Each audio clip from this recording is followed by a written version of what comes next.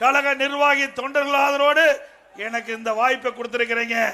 எடப்பாடி பழனிசாமி சம்பத்து, சம்பத்து சத்யா, சத்யா நீங்க.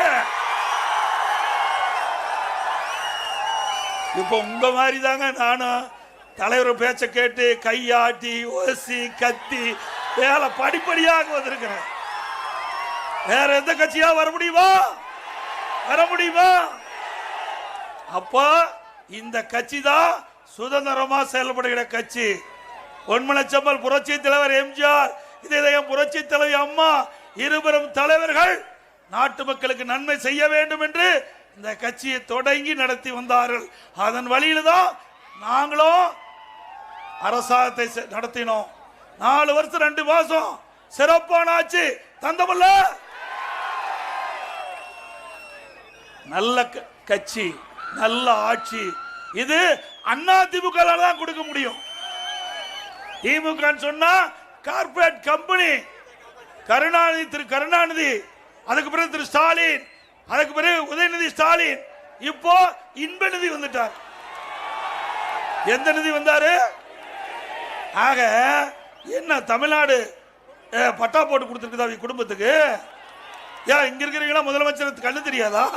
இவெல்லாம் நாட்டு மக்கள் இல்லையா? இது ஜனநாயக நாடுங்க, யார் வேணாலும் வரலாம். அதனாலதான் உஷாரா இருங்க. சில பேர் இந்த தமிழ்நாட்டை பட்டா போட பாக்குறாங்க. இந்த தேர்தலோட குடும்ப ஆட்சிக்கு, வாரிசு அரசியலுக்கு முற்றுப்புள்ளி வைக்கின்ற தேர்தலாக இருக்க வேண்டும்.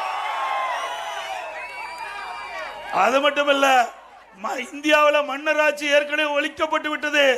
இப்ப மீண்டும் மன்னர் ஆட்சி, குடும்ப ஆட்சி தொடர திரு ஸ்டாலின் துடித்துக் கொண்டிருக்கின்றார். அதற்கு முடிவு கட்டுகின்ற தேர்தல் அடுத்த ஆண்டு 2026ஆம் ஆண்டு நடைபெறுகின்ற சட்டமன்ற தேர்தலாக இருக்க வேண்டும். 2026 நடைபெறுகின்ற தேர்தல் திமுகவுக்கு மரண அடி கொடுக்கின்ற தேர்தலாக இருக்க வேண்டும். ஸ்டாலின் பேசுறார், எடப்பாடி பழனிசாமி ஏதோ பேசுறான்னு சொல்றாரு. நான் இன்ன வரைக்கும் உண்மைதாங்க பேசுனேன், பொய்யா பேசியிருக்கேன். நான் விவசாயப்பா, விவசாயி, மம்முட்டி பிடிச்ச கையு, ஏர் பிடித்த கையு. நான் இந்த இடத்துக்கு வருவதற்கு எவ்வளவு கஷ்டப்பட்டு உழைத்திருப்பேன் என்பது கீழே இருக்கிறவங்களுக்கு தெரியும். ஓட்டு நெருக்கி கிறுக்கி கசக்கி அங்கிருந்து இங்க வரலாம் சாதாரண விஷயமா? சொல்லுங்க பார்க்கலாம். ஆனா ஸ்டாலின் எப்படி வந்தாரு?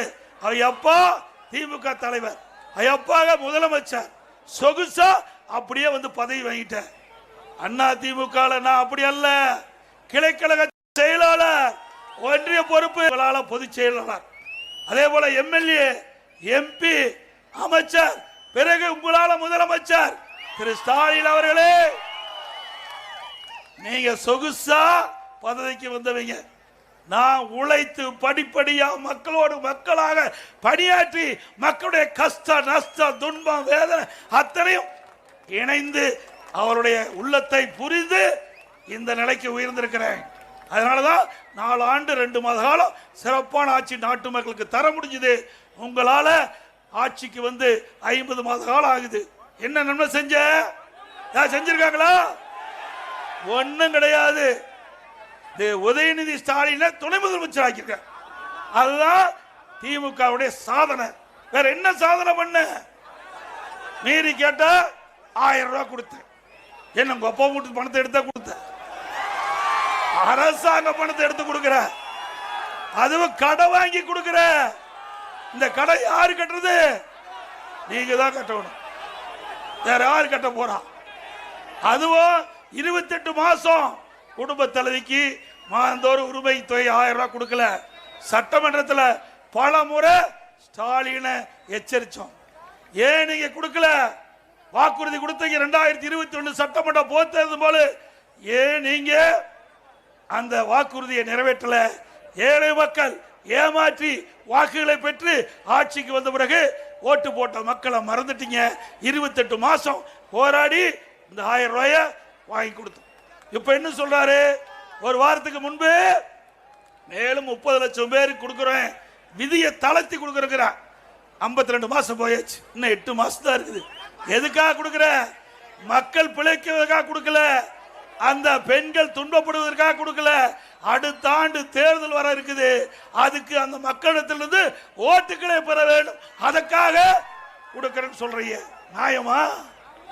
அப்படிப்பட்டவர்களுக்கு ஓட்டு போடலாமா?